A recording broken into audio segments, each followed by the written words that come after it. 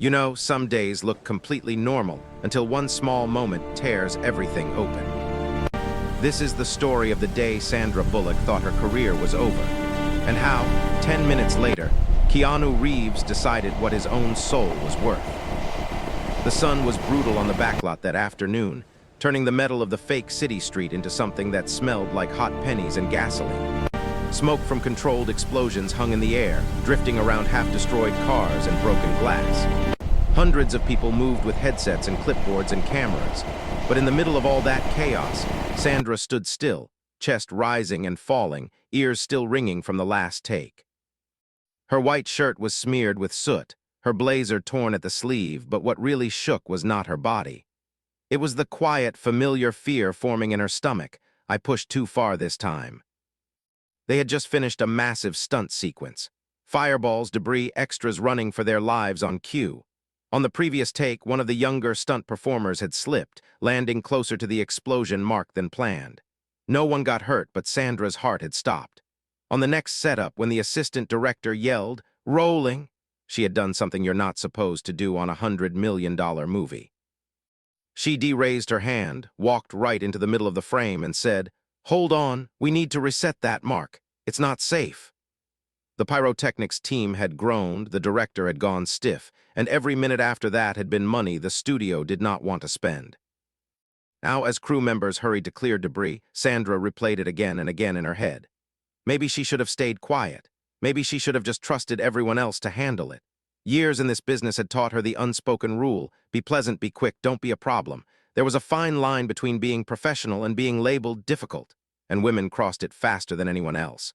Still, she could not stand backstage while someone's kid got blown too close to a wall of fire. Kindness was not a strategy for her. It was the only way she knew how to move through the world. But the more she watched producers stalking back and forth behind the monitors, the more it felt like kindness had just become a very expensive mistake. Across the set, Keanu shrugged off a leather jacket that had soaked up smoke and sweat, running a hand through his hair as the makeup artist dabbed at a cut on his forehead. He glanced over at Sandra, saw the way she was staring at the ground, hands on her hips, shoulders tight. He didn't walk straight to her. That wasn't his way. Instead, he circled behind a stack of light stands, pretended to check his props, and let the path of his routine lead him near enough that they could talk without anyone really noticing. "You okay?" he asked quietly, just loud enough for her to hear over the distant hum of generators. Sandra forced a smile, the kind she'd perfected on red carpets. "I'm fine, just making friends in the front office, you know." He studied her for a second, as if weighing the truth behind her joke. There was a gentleness in his eyes that always unsettled her a little, because it seemed to say, "I see more than you want me to." He nodded toward the young stuntwoman, now adjusting her pads and laughing with a friend. "You probably saved her from a hospital bed," he said. "That counts for something." "In this town," Sandra replied, "it usually just counts as going over schedule." She meant it to sound light, but the words came out tight and bitter. She hated that. She hated that after all these years, the fear still lived so close to the surface. Keanu didn't argue, didn't give her a pep talk. That was another thing she appreciated about him. He respected silence, the way some people respected contracts. Instead, he just stood there for a moment, shoulder to shoulder with her, letting the noise of the set fill the space. Around them, the crew adjusted lenses, the sound team checked levels, the special effects guys reset charges, everyone trying to claw back the lost minutes. The machine kept moving, but Sandra felt strangely outside of it, like someone who had wandered into the wrong life. The director strode over to the cluster of monitors, jaw clenched, headset askew. Behind him came the studio's overseer, Martin Hale, a man whose smile never quite reached his eyes and whose watch cost more than most people's cars. Sandra had worked with men like him her entire career, men who believed they could buy not just stories, but people. Still, something in his expression now made her throat go dry. This wasn't the usual annoyance of a schedule slipping. This was something colder, more deliberate. A decision had already been made. The assistant director shouted for quiet, his voice cracking over the walkie. "Everybody hold, eyes on Martin." Even the extras turned, their fake panic dropping into real curiosity. The set began to still, sound evaporating into an uneasy hush. The only thing Sandra could hear clearly was her own pulse, beating hard in her ears. Keanu shifted his weight, his body leaning slightly toward her, almost like a shield. She could feel the warmth of him beside her, that steady presence that had gotten her through more than one high-pressure day. He didn't say anything, but his hand brushed lightly against her elbow, a small touch that said, "You're not standing here alone." She swallowed, lifted her chin, and told herself to breathe. Actors get notes, they get scolded, they get blamed. It was part of the job. She could take it. Martin climbed onto an apple box near the monitors so everyone could see him. The gesture alone told Sandra this wasn't going to be a quiet conversation by the trailers. This was theater. This was meant to be seen. "Ladies and gentlemen," he called out, his voice smooth and amplified by the silence, "I need a minute of your time." A prickle ran down Sandra's spine. The director kept his eyes politely blank, as if he wanted to be anywhere but there. The stunt coordinator avoided looking at her at all. Out of the corner of her eye, she saw the young stuntwoman, still alive, still unburned, pull off her helmet, watching with wide, worried eyes. Martin's gaze swept the crowd and landed on Sandra like a spotlight. He didn't smile. "We are hours behind," he said calmly. "Tens of thousands of dollars have just gone up in literal smoke, and it seems some people on this set have forgotten who's in charge." The words were measured, almost gentle, but each one hit Sandra like a stone. She folded her arms across her chest to keep her hands from shaking. Keanu's jaw tightened. Sandra felt it more than saw it, a subtle change in the air beside her. For a brief moment their eyes met. Hers said, "It's fine, don't." His said, "Maybe it's not." Martin pointed directly at Sandra, his voice suddenly louder, cutting through the smog and the tension. "When an actor decides they know more about safety, timing, and budget than the entire crew," he continued, "they stop being part of the solution and become the problem." A murmur rippled through the crowd, the kind of soft, uncomfortable sound people make when they're watching something they wish they were. Sandra forced herself to stay still, to not defend, to not plead. Years of public life had taught her one thing: the more you try to explain yourself in front of a mob, the guiltier you look. Her heart was hammering, but her voice, when she finally spoke, came out steady. "I spoke up because someone could have been hurt," she said. "If you need to blame me for the delay, fine, but let's not pretend this is about anything else." For a split second, Martin's mask slipped. Something like anger flashed across his face. Not the hot, human kind, but something colder, almost offended that she dared to speak with that much calm. He stepped down from the apple box, walked a few paces closer, and looked her up and down as if measuring the exact size of the message he wanted to send. Around them, the crew barely breathed. "All right then," he said softly, but loud enough for everyone to hear. "Let me be very clear about what this is about." He turned, gestured widely to the entire set. "Effective immediately, Sandra is no longer part of this production." The words seemed to hang in the smoky air, unreal, almost slow. For an instant, Sandra wondered if she'd misheard him. Her brain grabbed at other possibilities. Maybe he meant off for the day, maybe he was bluffing, maybe this was some twisted attempt at motivation. But then she saw the production coordinator's eyes drop, the makeup artist's hand fly to her mouth, the director staring at his shoes like they were the most fascinating thing he'd ever seen. This was real. He was firing her in front of everyone. Sandra's breath left her in a quiet, involuntary sound, something between a laugh and a gasp. Years of work, of gratitude, of trying to do things the right way, and it all narrowed down to this moment on a hot piece of asphalt that smelled like burned rubber. Beside her, Keanu straightened slowly, as if he'd been pushed in the chest by an invisible hand. His face stilled, the easy, quiet kindness in his expression hardening into something else, something resolute. He looked at Martin, then at Sandra, then at the sea of crew members pretending not to stare. And in that heavy, frozen second, he realized there was a line being drawn, and he would have to choose which side of it he would live on. Sandra swallowed, tasting ash on her tongue, trying to decide whether to walk away with her head high or fight for a place that clearly didn't want her anymore. She didn't know that 10 minutes from now, it wouldn't be her choice that people remembered. Across the set, Keanu took one small step forward, eyes dark, shoulders squared, as the crew waited, holding their breath to see whether he would say anything at all. Sandra's feet felt heavier with every step as she walked off the cracked asphalt, past coils of cable and plastic cups, heading for her trailer like someone leaving the scene of an accident they caused. The moment she reached the shade beside a gripped truck, the shock cracked. Her eyes burned and she pressed her palms against them, furious with herself for caring this much after all these years. It wasn't just the humiliation. It was the way no one had spoken up. Not the director, not the stunt coordinator, not the people whose jobs depended on her being there. Silence on a film set could be louder than any explosion. The door to her trailer opened before she could reach for the handle. Keanu stood there, one hand on the frame, breathing a little harder than usual, like he'd walked faster than he meant to. Up close, she could see the soot in the lines of his face, the uncertainty in his eyes. For a second, neither of them said anything. The air between them was packed with all the conversations they'd never had about power, about fear, about being grateful no matter what. "You didn't deserve that," he said finally, voice low and even. She gave a short, humorless laugh. "Deserve has nothing to do with it. He wanted to make an example. I just happened to be standing in the right spot." Keanu stepped aside and motioned her in. The trailer was cool and dim, the faint smell of coffee and hairspray wrapping around them. Sandra sat on the couch, fingers worrying the edge of a script page. "It's okay," she said, more to herself than to him.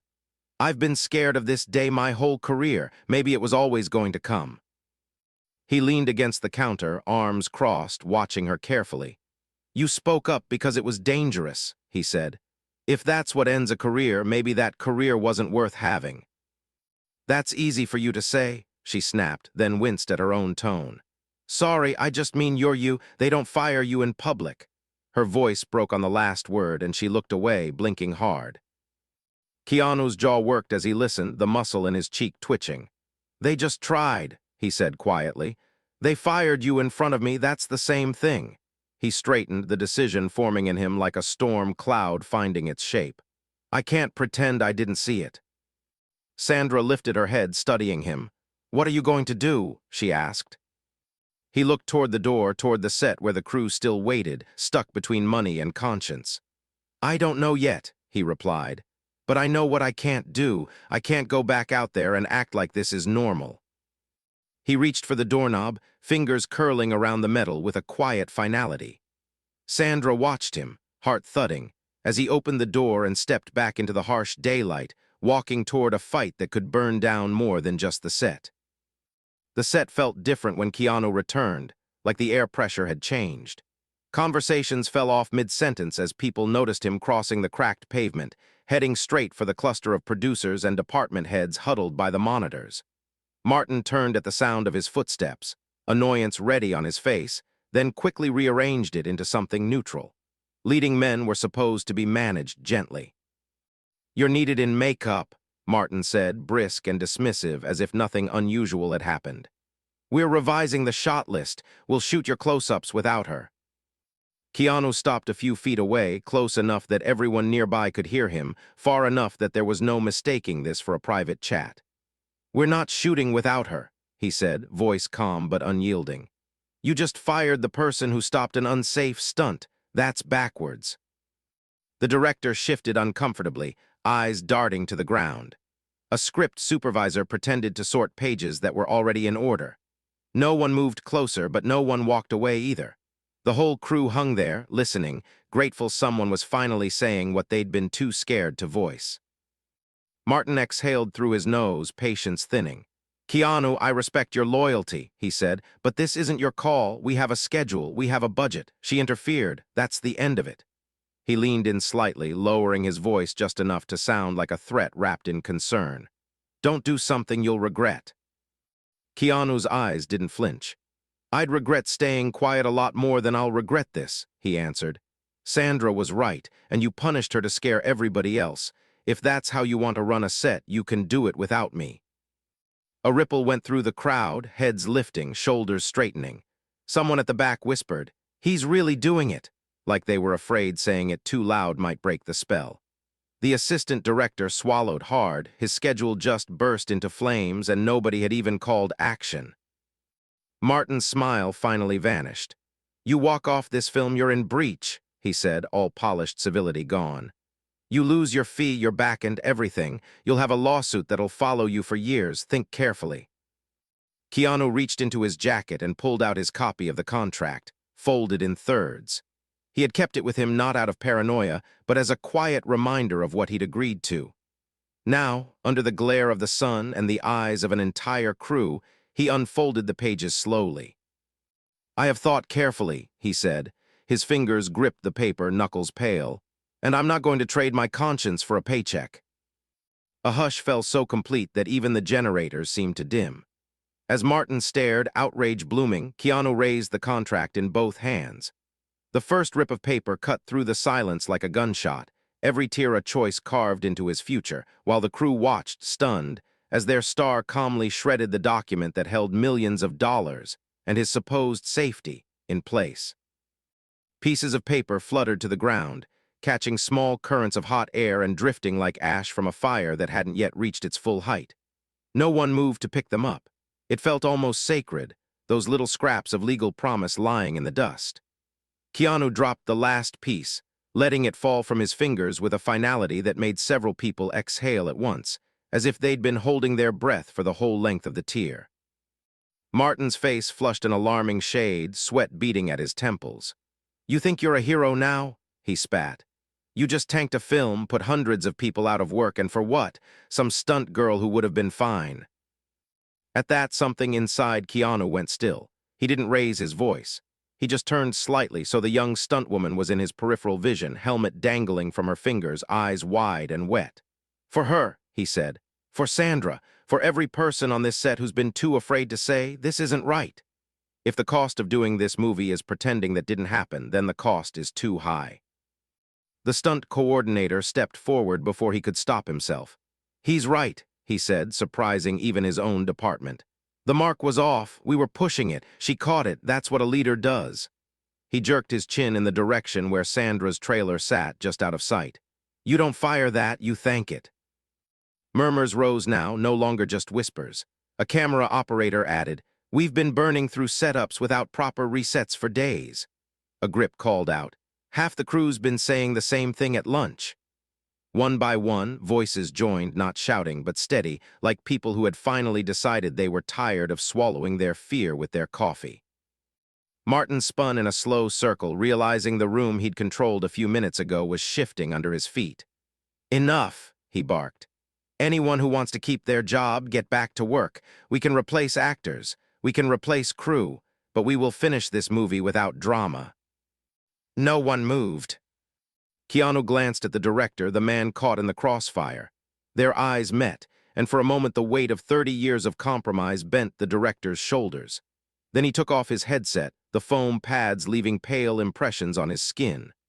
"I'm not shooting another frame like this," he said quietly, placing the headset on the monitor stand. "Not without fixing what just happened." A fragile, dangerous silence settled again. If Martin fired the director too, the collapse would be complete. Studio money liked control, not mutiny.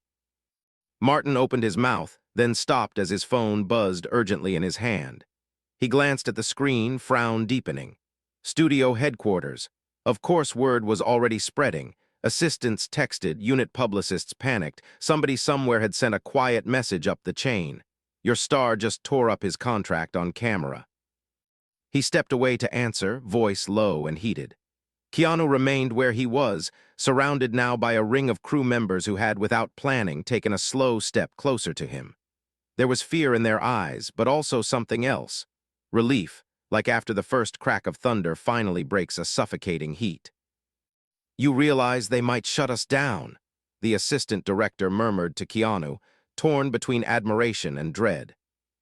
Keanu nodded. Maybe that's what has to happen before anything changes. He looked toward Sandra's trailer, feeling the weight of what he'd just set in motion. "But I'm not leaving it like this. If this film dies, it's not going to be on her shoulders." From across the lot, the trailer door opened, and Sandra stepped back into the sunlight, drawn by the strange stillness where there should have been noise. She took in the frozen set, the torn paper at Keanu's feet, Martin pacing with the phone pressed to his ear, and the ring of crew around the man who just risked everything.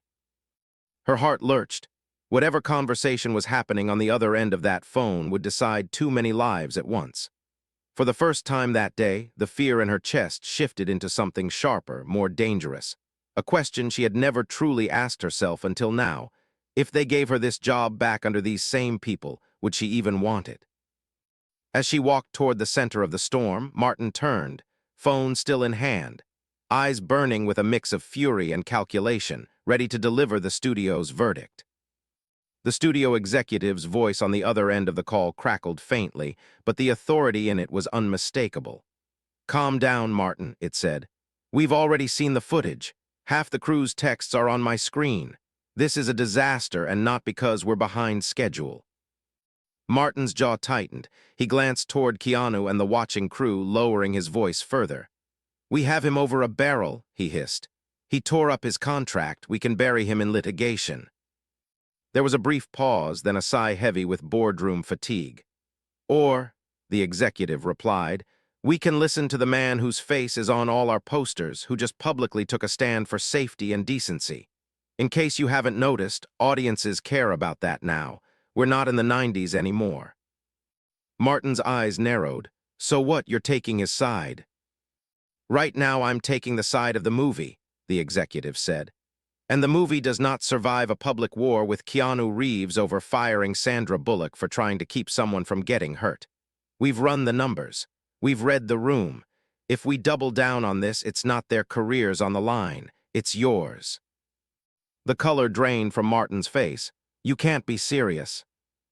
"Here's what's going to happen," the voice continued, each word a nail in the coffin of Martin's certainty. "You're stepping down effective immediately. We'll announce it as creative differences. Sandra's contract is reinstated if she wants it. Keanu's too, assuming he'll sign again under new terms. Our PR team will frame this as a commitment to safety and respect on set. You'll get your payout and take a very long vacation. You interfere with that narrative, you're done. Everywhere. Clear." For a moment, Martin was speechless. Years of control of getting his way by making people small collapsed into a handful of sentences from a voice that held more power than he did. He looked out at the set, the watching crew, the director without his headset, the actor who had just risked everything and somehow gained more leverage than ever. Fear flickered behind his anger. He understood something now. The world outside this backlot had changed, and he hadn't noticed. He ended the call, pocketed the phone, and walked back toward the group. Every step felt heavier, his shoes suddenly too tight. "All right," he said, voice brittle but trying for composure. "Here's the situation. I'm stepping away from the production." The words tasted like ash. "Studio's decision." A low wave of surprise rolled through the crew. They had expected fallout, but not this quickly, not this dramatically. Keanu watched Martin carefully, searching his face for any trick, any last act of cruelty. "And Sandra?" he asked. Martin swallowed. "She's being asked to return, with full salary and a public statement of appreciation for her, concern for safety." The phrase nearly choked him.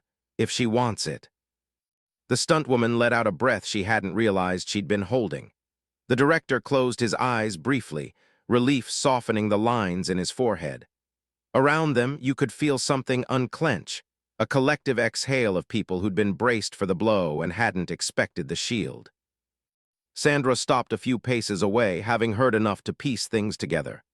"You're stepping down?" she asked, studying Martin, searching for sincerity and finding very little. "It seems my talents are better used elsewhere," he said tightly. "Congratulations, you win." Sandra looked from him to Keanu, then to the stuntwoman, then slowly around the entire set. "If this is winning," she said softly, "I'm not sure I like the game." But there was no venom in her voice, only tired honesty. Keanu stepped closer, giving her space but anchoring himself near her, as if he knew she might need that invisible support. "You don't have to come back," he said quietly. "You owe them nothing. I didn't do this to force you into anything."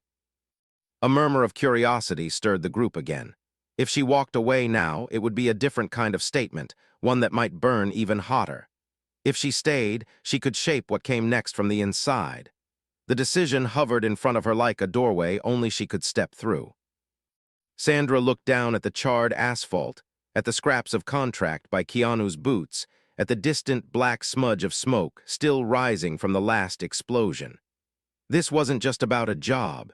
It was about what kind of person she would be in the story now being written about her without her consent. When she finally lifted her head, her decision was clear in her eyes, though she hadn't yet given it words.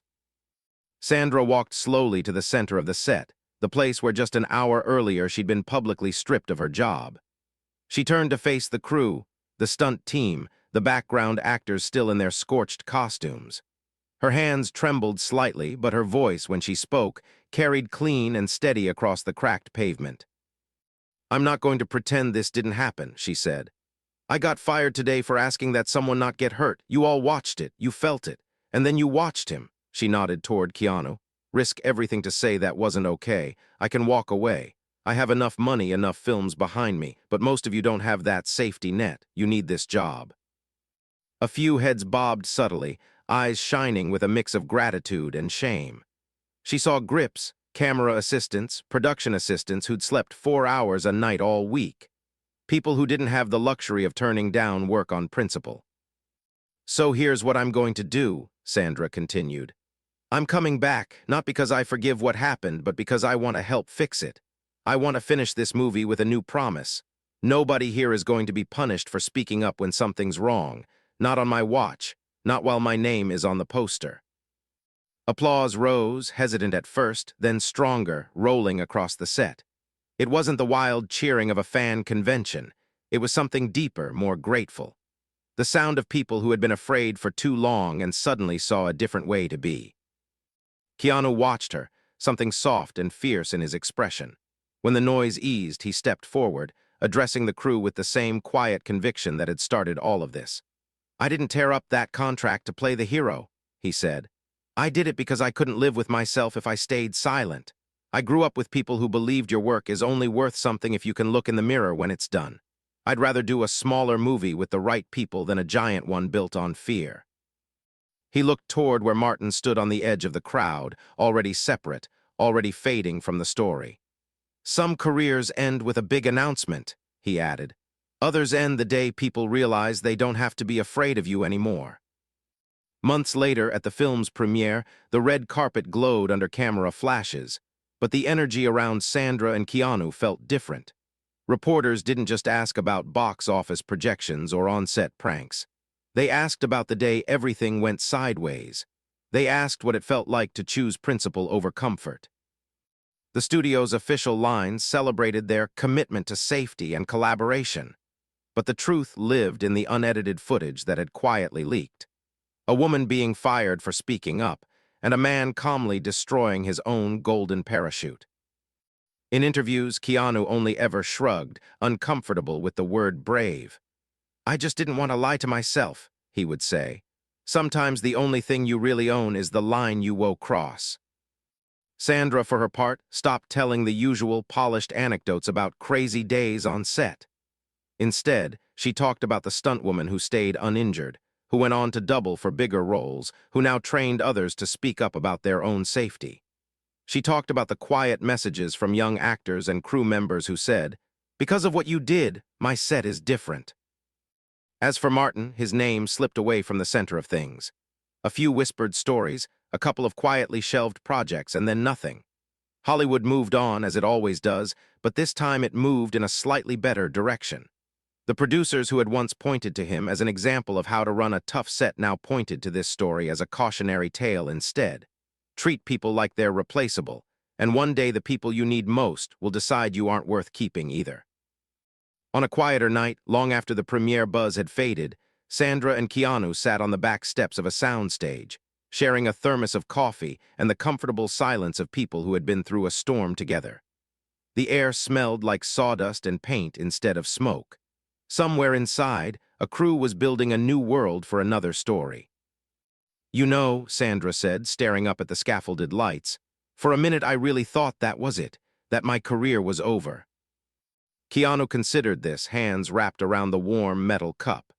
"Maybe a certain version of it was," he said. "The version where you keep your head down and say yes to everything, but the one you have now, the one where you know exactly what you stand for." He gave a small, lopsided smile. "Feels like an upgrade to me." She laughed softly, the sound free of bitterness now. "Yours too," she said.